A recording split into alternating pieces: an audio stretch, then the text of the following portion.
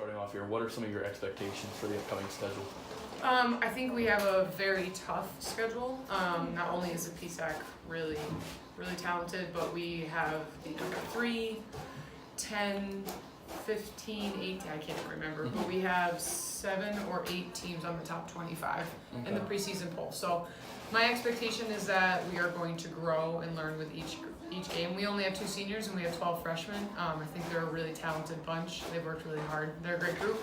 And I think we could do something very special, but I also, my expectation is that we will learn from our mistakes because there will be those, and the teams that we're playing are very high caliber, and that we are at our best come playoffs. Sweet. And so with the schedule that's now available, are there any certain matchups that stick out to you?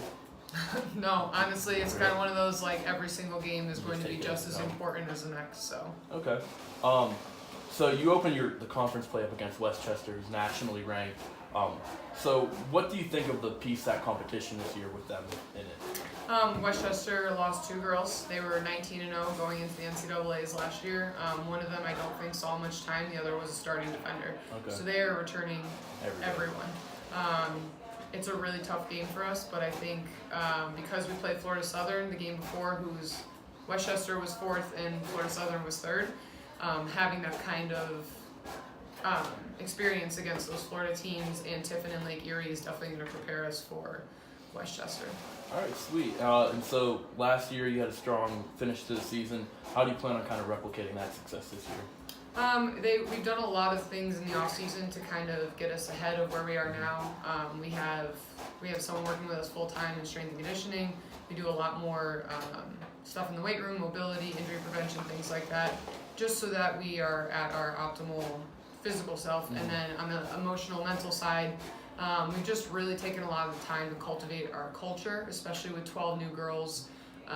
It's a big swing, It's a whole new team in a sense. So we've really spent a lot of time with goal setting and figuring out our identity as a program and what we're looking for moving forward. So you kind of briefly touched on this, but what was kind of like your off season with losing some of the seniors? What was like your off season kind of getting ready for the season like? Yeah, I mean, it was starting from the ground up. I think a lot of these, like my players said, a lot of these freshmen are very talented, but we still brought it down to the absolute most basic fundamentals and built from the ground up. So we spent a lot of time on our 6 skills, on basic offensive and defensive concepts, and like I said, we put a heavy emphasis on the speed and agility and the strength and conditioning.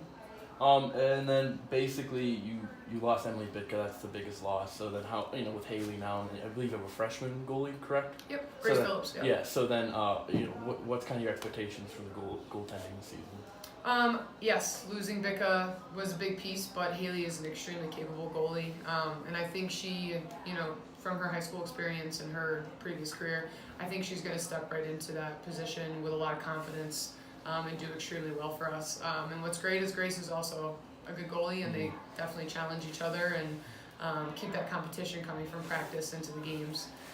But I think, Bicka was unbelievable, but I'm really excited to see what these 2 do as well.